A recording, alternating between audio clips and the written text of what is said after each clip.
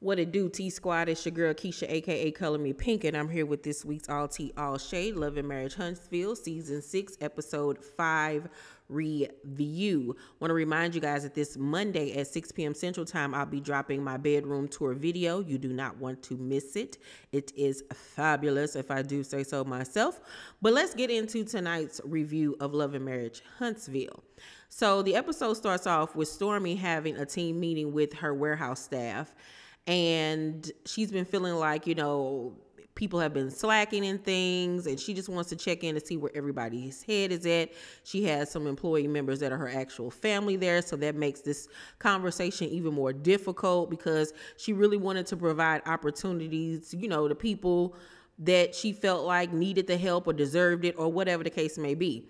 But we find out that they are 4,000 shipments in the rear. 4,000 shipments. And so, you know, I don't really follow Love and Marriage Huntsville T for real. So only time I really see stuff is when y'all send it to me. And so I've seen out there, or either other, you know, YouTubers talking about it, but I've seen where people are talking about how her shipments have been really slow and people haven't been getting their stuff, and people complaining. Like, that's crazy.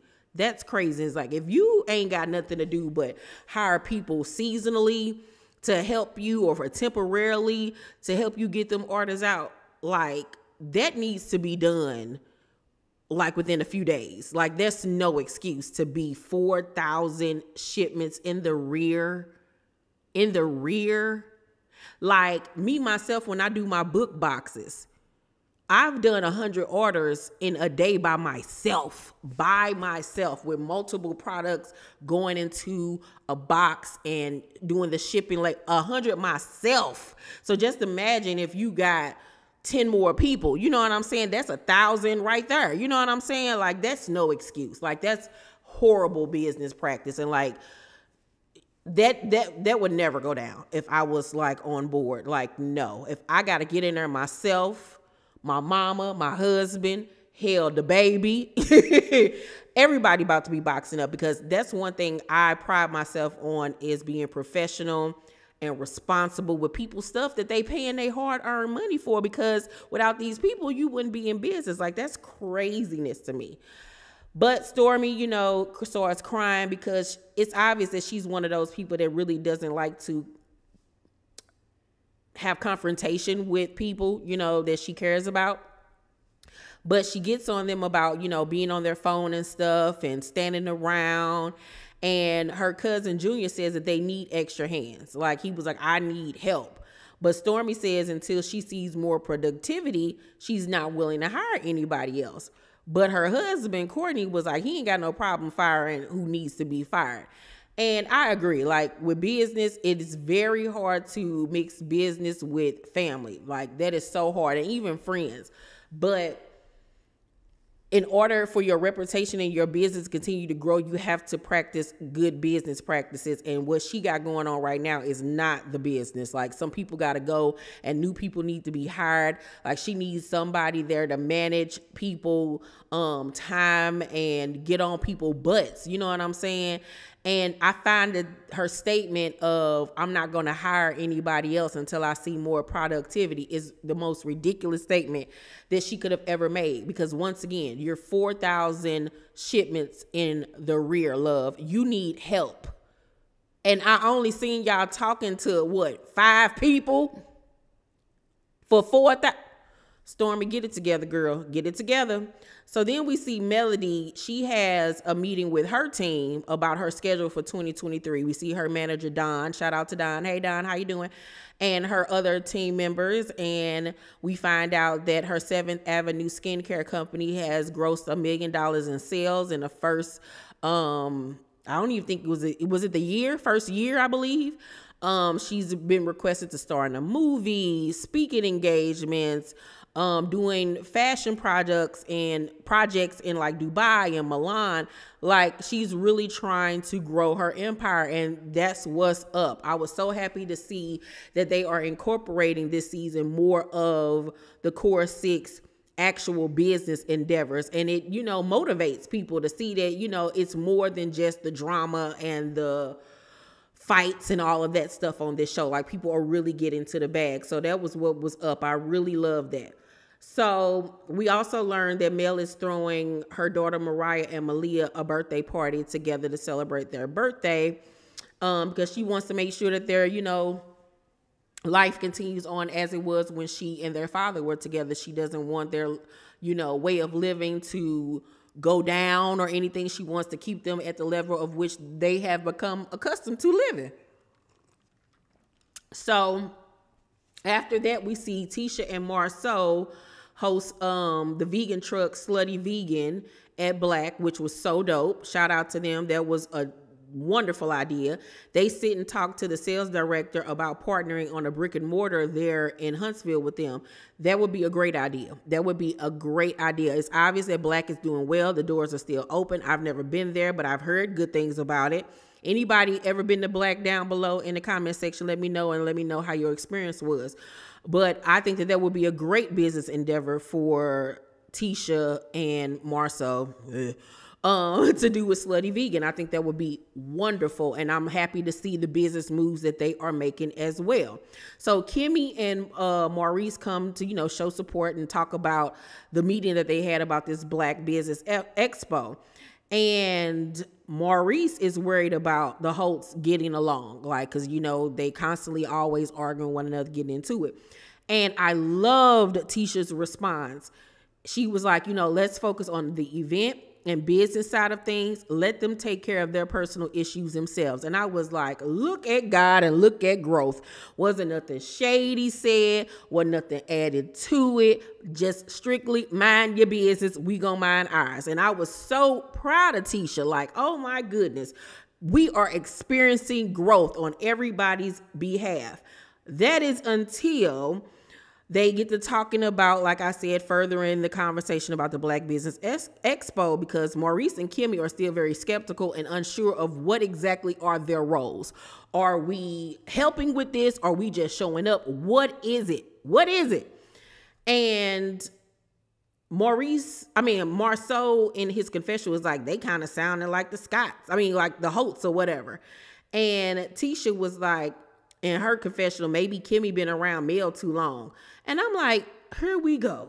Just when I was giving y'all props, y'all had to go and say something slick about these folks. Just because they asking you questions and y'all not being 100% clear on what it is that you want people to do, because y'all trying to hog all the funds to y'allself, but basically want people to come participate and give their time for free. Girl, get out of here. Please get out of here with y'all foolishness and shenanigans, because y'all wasn't even thinking about no sponsorship money or anything until Kimmy brought it up. And like I said on last week's episode, Marsau biggered self, his elf-eared self, saw dollar signs and was like, ooh, we could get a bag out of this. Oh, yeah, this is going to be our event. You know, y'all could just help when where you want to help. Man, get out of here. Get out of here, please. And he is made it abundantly clear that he ain't paying nobody to participate. Well, I ain't participating. Period. Y'all get up there and speak. Y'all get up there and speak. This y'all event, y'all handle it. So then we see Marsau at Martell's crib, helping Martell study for their real estate license, child, because he still ain't passed it.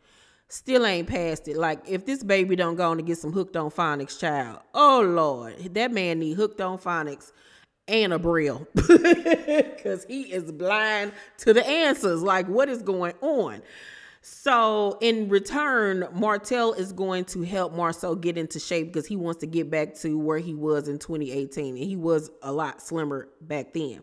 So Martell asks, how and when did Tisha and Mel become cool again? I'm like, yeah, you don't like that, do you? You liked when everybody was against her. You liked when she was the lone wolf by herself. Yeah, that bothers you, don't it? And so Marsau was like, you know, I don't know. You know, I guess they just decided, you know, to let bygones be bygones and move forward. So the topic of the girls' birthday party comes up and how she invited Tisha and the girls. And Martell has the nerve to get upset because she up here inviting people she don't even really like for real, and says that, you know, the year before when he couldn't see the kids for 50 something days or whatever, that he didn't get to talk to the girls on their birthday or see them, and blaming Mel and all of this type of stuff. And I'm like, child, it wasn't the fact that you didn't get to see them kids because of Mel. It was court appointed. Stop it. Stop it, stop it, stop it, stop it, stop it, stop it, stop it. It was court appointed. That's why you couldn't see them kids. It didn't have anything to do with Mel. The judge said you couldn't see them kids. And I wish he would stop trying to flip this narrative like that lady be trying to keep him away from them kids. Like, come on, anybody with one child, let alone 4, know that when you got the opportunity to get them kids out your hair, you want them kids out your hair, honey. You need a minute to rejuvenate and relax and release, okay?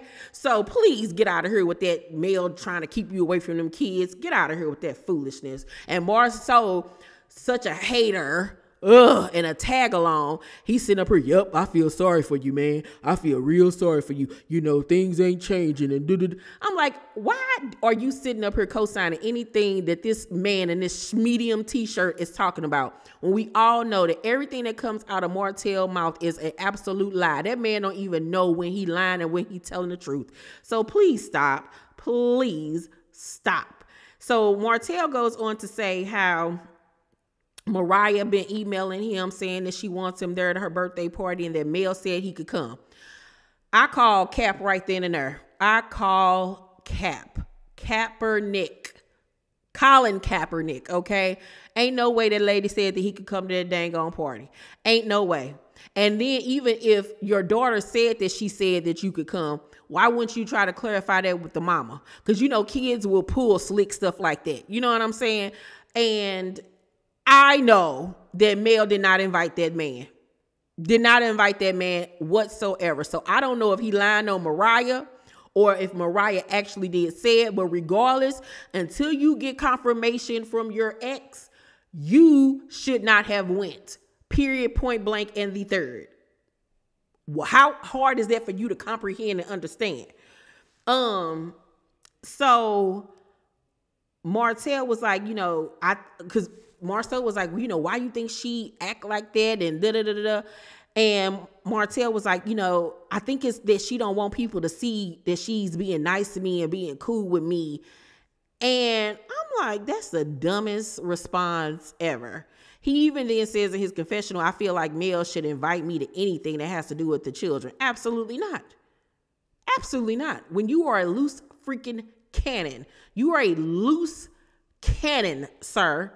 You act a monkey. You have a temper on you. You all do not get along. So why would she invite you to anything that she is throwing for the children? She doesn't have to. She does not have to. It would be wonderful if you all were in a space where y'all could, but y'all are not in that space. And you have a very like harassing, stalking personality where I really would not want you around me because you're harassing me. So no, she don't have to invite you. Absolutely not. Just like you don't have to invite her. Oh my God. So Stormi and Courtney discuss her cousin Junior being late and not being happy at the job. So Stormi has a one-on-one conversation with her cousin, and Courtney, and you know, comes in and sits in on the meeting.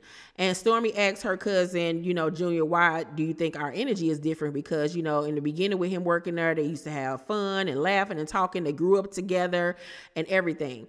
And Junior was like, you know, Courtney be trying to spotlight me in a negative way. And Courtney was like, I expect way more from him because he's your cousin. And he was like, but your brother work here as well. And he was like, but my brother don't ever be late. And so apparently Junior arrives like a few minutes late or whatever the case may be. And Courtney says that he be on his phone all the time. And Junior was like, other people be on their phones. And he was like, well, I don't see them. And Stormi, you know, feelings of her because she's looking at it more on a family side of what's going on with you, because I don't want this job to interfere with us as family. And she felt like for him, it was more so about him being right. And in the end, she ends up firing him. But I feel like that was the best thing to do in order to salvage their relationship and be able to move forward. And like she said, you know, working with family just is not a smart idea. So they need to leave that one alone. So it's the girl's birthday party. And Mel immediately spots Martell in this tracksuit. looking like, what's the lady from Glee? The white lady, the coach from Glee, walking around in this tracksuit. And I'm just looking at this country bumpkin. I'm surprised he didn't have on them dang on loafers, but I think I talked about him so bad he finally stopped wearing them with everything. So she spots him and was like, Martell, can we talk outside? And she tells him, you know, you cannot be here. This is a private event. I did not invite you. And it was obvious she didn't invite him. It was obvious she did not invite that man. And so he was like, I ain't leaving. This is my daughter's birthday and you can call the police. And she was like, look, this is my year to have her. It's in our court documents where it states you get the girls on odd years. I get them on even years. It is an odd year, so it is my turn. What about that? Don't you get? And he was like, I don't care because I didn't get to see him last year. And she was like, why didn't you? You was invited, but you was in Atlanta. You wasn't with your kids. So let's stop. And she was like, and if you care so bad, throw her a party yourself. Oh, but no, you ain't gonna do that. You ain't gonna spend no money. Absolutely not. But then you want to come ride my coattails and act like you really did something on my event when you ain't spending no money on your kids. You got me messed up. Got me messed up. And he kept on telling her, I'm not leaving. You can call the police. And she was like, look, you can get her later on. It's still her birthday. You can still get both of them later on. It's still their birthday. Get them if you want to, just not right now. So at this point, Ms. Van and the producers are stepping in, trying to calm the situation. You see Chris out there. And Van was like, you need to step back. And Martell was like, no, you need to step back. And you see a producer trying to intervene and, you know, get Martell to calm down. And Martell was like, you ain't in this either. Yelling and stuff. Like, and then you think that you should be welcome in here when you sitting up here screaming and hollering in women's faces and being disrespectful to this girl mama because she trying to tell you to fall back and to calm down. And then you wonder why she said you couldn't come, because you throw hitsy fits and harass folks and threaten folks, much like you did at the reunion where you acted a fool backstage. But ain't nobody got time to be dealing with that. You're not going to sit up here and harass me. Like, it's going to get to the point where that girl going to have to file a restraining order against him, or you can't be around me, period. You can't be around me. We just gonna be able to film with each other, because he very well takes this I'm the kid's daddy thing as a right to insert himself in her life. And that's not how this goes. You do not control my narrative and how I move and what I do. No, you do not. And what he did was outright harassment. Like, should nobody have to worry about you popping up when you want to? No. I ain't see not damn gift in his hand for the girls. Where was the gift? Because I ain't see nothing but that gray tracksuit. Where was the gift at? Oh, and so Melody was like, you know, Martell, please don't let me call the police on you to escort you out. He was like, call the police. And he walked back inside, went and hugged the kids, and then what did he do? Took a picture and left, because it was all about the photo op. So he can post on Instagram to show, yeah, I was with the kids on their birthday. And then he left. And I doubt he probably even went to go get them little girls after the fact. Boy, get out of here, you bum. You bum. You dirty, dirty bum. So after that, Melody joins Kiki and Tisha, and they're having a little Kiki session. And Kiki makes it clear that she is not over this Tiffany situation. She was shocked that Tiffany was coming at her sideways and that they need to have a conversation. And Mel was like, well, would you want to come to the tea party that I'm going to have? Because it's all about everybody getting their feelings off their chest and learning how to communicate respectfully, you know. And it was honestly good to see Mel and Tisha be able to film a scene with each other where there's no shade being thrown. Everybody's being cordial and grown about the situation, even though I didn't like that shade that Tisha threw in the confessional, her and Marsau. But it was really nice to see them getting along. So I know that the ratings have been low this season, but this is what y'all wanted. Y'all wanted less drama. Y'all wanted to focus more on the business, having everybody getting along, and you're getting that. But y'all still not watching. So maybe people are just kind of getting over Love and Marriage Huntsville. I don't know. I still feel like they need to judge it up, switch it up, and get some new blood in there. And I think that's where producers go wrong where they keep trying to force the same stars on the show. And it's just like, what more can we do with this? You know what I'm saying? Like, really, what more? And this season, it's not even genuine to us, the viewers. I think that's why it's not connecting, because we all know, because Carlos told us that he went down there and had a conversation with them about getting along with one another. And so now that we, the viewers, know that this was forced, it's not, we're not connecting with it because it's not genuine. We know that they're doing it because they were told to do it. You know what I'm saying? So, I'm liking this season a lot. I'm liking it. Am I loving it so far? No, I'm liking it, but I'm not loving it. You know what I'm saying? I think the difference between Huntsville and DC is that we have more genuine issues on DC right now, like family issues and stuff, like what's going on in their lives, whereas everything with Huntsville pretty much is surface level.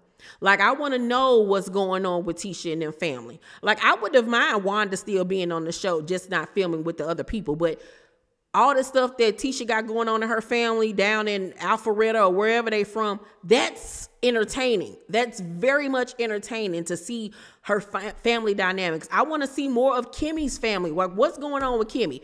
What is going on with their extended family, like outside of her breast cancer situation? You know, I'm happy next week we'll be getting more into, you know, Monster and him being a teenage boy that's not listening and, you know, being disobedient. I feel like, okay, let's go there. You know, let's go there. Where is Jalen? Jalen don't want to be on the show no more. What happened in that? I want to see more from Mel outside of, you know, the business side of things. You know what I'm saying? I would love to see Mel film more with the kids, film funny stuff with her family, you know, with her brother, with her mom, with her extended family and stuff like that. I would love to see more of that. I would love to see Melody dating. You know, I know she wants to keep things separate, but let's see Melody out here dating. Girl, he was the worst. His breath stink. I'm going to try to like spice it up some more. You know what I'm saying? It's good to see Stormi's business life. I like seeing that. I like seeing the struggles of being a Black-owned business, you know, and trying to create generational wealth and a legacy for your family. With Tiffany and hey, why are we not seeing them going to doctors' appointments and preparing for this baby, hopefully redecorating their ugly house? Like, where is all of that? Where's all of that? Call me if y'all need me, because it's obvious y'all do. I mean, it's obvious. And then let's get to the drama too. You know what I'm saying? But I feel like that'll make the show a lot more well-rounded. How do Tiffany and Louis kids feel about them having another baby? Why don't we ever see their children? What is going on with that? Okay, I'm done getting off my spiel. Hey, I would like to see Kiki going to addiction classes or teaching about addiction. And you know, she used to be a professor. Like, what does Kiki do for a living? Why don't we see Kiki in her house and her family? Like, come on, people. Overall, I'm going to give tonight's episode of Love and Marriage Huntsville a C+. A C+. Y'all need my help. Carlos called me. I know you watch my reviews. Tag him in this. I know y'all watch.